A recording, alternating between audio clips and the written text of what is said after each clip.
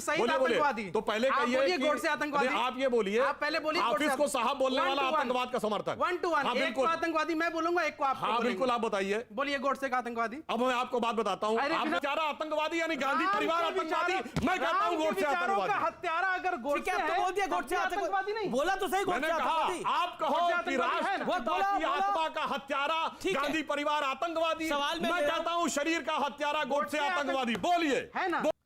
देखिए, अगर आपसे पूछें कि इस दुनिया में एक देश बताइए जिस पे इस धरती पे पाए जाने वाले सारे रिलीजन पाए जाते हैं, तो वो सिर्फ और सिर्फ भारत है। इसलिए कि भारत हिंदू बाहुल्य था, इसलिए भारत की एकात्मता, संस्कृति ही, राजनीति ही नहीं, सब कुछ का केंद्र बिंदु हिंदू था। मगर अफसोस कि स्वतंत्रता के बाद ऐसी राजनीति चली कि शरिया के तमाम प्रावधान संविधान के हिस्से कर दिए गए। तो मैं जिम्मेदारी से कह रहा हूं कि 2014 से पहले स्थिति यह थी कि भारत आंशिक रूप से मुस्लिम राष्ट्र था, और अब बदलाव की वो बयार आई है कि आपने देखा कि ममता बनर्जी चंडी पाठ करती हैं, प्रियंका गांधी जी देवी स्तुति करती हैं, अपने अरविंद केजरीवाल जी हनुमान चालीसा पढ़ते हैं, राहुल गांधी जी कुर्ते के ऊपर जनेऊ दिखाते हैं, अपना गोत्र बताते हैं, ममता बनर्जी अपना गोत्र बताने लगी हैं। और क्योंकि प्रधानमंत्री जी केदार में दिख रहे हैं, दीपावली जगमग हो रही है। इसलिए मैं सिर्फ यह कहना चाहूंगा, था तो केंद्र बिंदु हमेशा से, पर हनुमान जी की तरह अपनी शक्ति भूला हुआ था। आज शक्ति याद आई तो एक पंक्ति कहूंगा, अरुण गगन पर महाप्रगति का अब ये मंगल गान उठा, करवट बदला अंगड़ाई ली सोया हिंदुस्तान उठा। चलिए, तो क्या आपको लगता है ये हिंदुस्तान सोया हुआ था शोएब जमाई, अब जो उठ खड़ा हुआ है, जहां पे सबको सम्मान है लेकिन केंद्र बिंदु हिंदू है? नहीं, राजनीति का केंद्र बिंदु हिंदू नहीं है, बल्कि भारतीय जनता पार्टी की राजनीति का केंद्र बिंदु नियो हिंदू है, जिसको उद्धव ठाकरे जी सही कहते हैं कि ये लोग अभी नकली हिंदू हैं, नए नए हैं। अच्छा, उद्धव ठाकरे सही हो गए हैं? सही हो गए हैं। अच्छा। वो सही कह रहे हैं कि ये लोग देश को तोड़ना चाहते हैं। बिल्कुल सही कहते थे कि देश को तोड़ना चाहते हैं, और ये वो शक्तियां हैं जो विभाजनकारी शक्तियां हैं। आपको पता है ना, बाला साहब ने बाबरी मस्जिद के मैं तो बारे में उद्धव ठाकरे की बात कह दी ना। उनसे बड़ा हिंदुत्व का अभी अलंबरदार नहीं है। ये सब कौन? ये व्हाट्सएप यूनिवर्सिटी की उपज है, जिनको लगता है कि 2014 के बाद ही देश पैदा हुआ, उससे पहले तो सब समंदर में था भारत। सर, 2014 से भी पहले भारत के प्रधानमंत्री दीपोत्सव मनाते थे, दिवाली की शुभकामनाएं देते थे और ईद की भी देते थे। 2014 से भी पहले जो है ईद की यहाँ रोजे, ये इफ्तार जो पार्टियां होती थी, और दिवाली में हम लोग भी जाते थे यहाँ से अपने हिंदू दोस्तों के साथ, और नेता भी जाते थे दिवाली मनाने की। ये कोई 2014 के बाद से नहीं हुई संस्कृति। लेकिन आप किस हिंदू की बात कर रहे हैं? कांग्रेस का हिंदू जो यहां से गांधी और नेहरू के विचारों को मानता, वो आपके साथ नहीं। टीएमसी का हिंदू आपके साथ नहीं। लोहिया और मनोहर लोहिया जी को मानने वाला हिंदू आपके साथ नहीं। बंगाल का हिंदू आपके साथ नहीं। केरला के हिंदू आपके साथ नहीं। छत्तीसगढ़ का हिंदू आपके साथ नहीं। महाराष्ट्र का हिंदू आपके साथ नहीं। किस हिंदू की बात? हाँ, वो हिंदू आपके साथ जरूर है जो 2 रुपए में राजनीति के केंद्र हिंदू, वो हिंदू। मैं तो राजनीति के केंद्र बिंदु हिंदू की बात कर रहा हूं। उद्धव ठाकरे जी 60 सेकंड से ज्यादा ही हो गए। एक सेकंड, सुधांशु त्रिवेदी। इन्होंने सही बात कही। रोजा अफ्तार में ना पहले प्रॉब्लम थी ना अब प्रॉब्लम है। पर पहले प्रॉब्लम यह थी कि जो रोजा रखता नहीं था वही रोजा अफ्तारी करता था।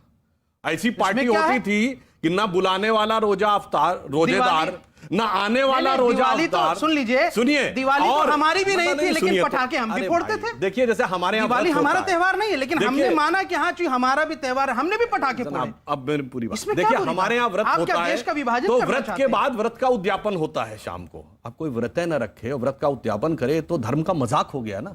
तो जो रोजा अफ्तारी होती थी, जो रोजेदार नहीं, वो जब रोजा अफ्तार करता था, तो ये तो मैं मानता हूं कि एक प्रकार का मजाक था। मगर मैं तो फिर भी ये कहना चाहता हूं, कांग्रेस ने रोजा अफ्तार बंद कर दिया है। अब अरविंद केजरीवाल रोजा अफ्तार नहीं देते हैं, और जो अब उत्तर प्रदेश के नए नेता है जो पहले सफेद वाली टोपी पहन के बैठते थे, अब वो ललकी टोपी पहन के बैठते हैं, वो रोजा अफ्तार बंद कर दिए हैं। आज भी राहुल गांधी जी ने ट्वीट किया, हमें हम जैसे थे वही है। उन्होंने साफ तौर पर कहा कि त्रिपुरा के मुसलमानों पे जुल्म हो रहा है। मुसलमान शब्द का इस्तेमाल किया राहुल जी ने अपने ट्वीट पे। अरे भाई, आज भी वो सच्चाई के साथ खड़े हैं, वो हटे नहीं है। इसमें कोई शक की बात नहीं है कि राहुल गांधी की विचारधारा और गांधी की नेहरू की विचारधारा जब तक देश में जीवित है, तब तक इस देश का हिंदू और मुसलमान दोनों सुरक्षित है। अन्यथा दोनों जो है मुस्लिम लीग और जिन्ना और ये बहुत अच्छा याद दिला दिया, दोनों एक साथ ही हैं। नहीं, बहुत अच्छा याद दिया इन्होंने। बिलो ने बोला नियो हिंदू कौन है?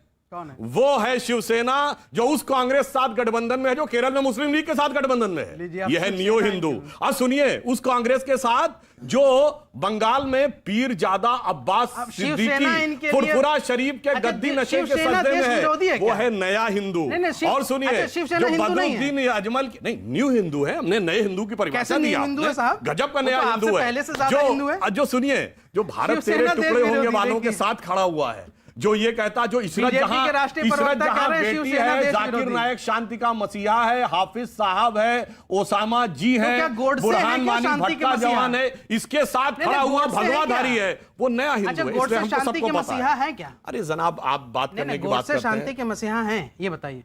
नहीं है ना? क्या आप एक बात- आतंकवादी हैं?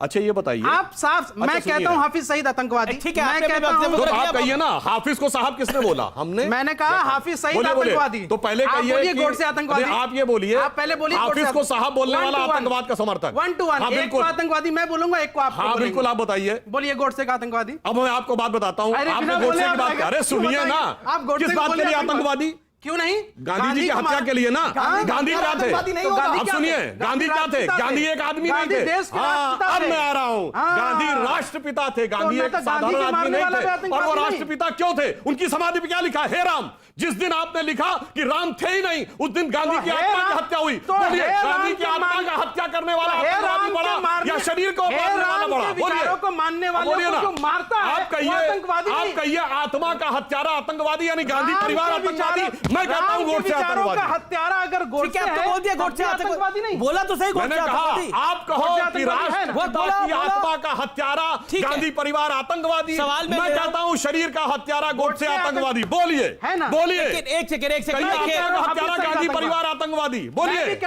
अरे राष्ट्रपिता गांधी वो अपने परिवार विचार ने से जितनी है। कुर्बानियां देश राष्ट्रपिता के लिए शरीर दी है ना से नहीं साहब, है। आप अपने दो हाथ नेताओं पांव की दो कुर्बानियां उससे नहीं बता है। दीजिए। मुझे बीच में आना श्यामा पड़ेगा। प्रसाद की-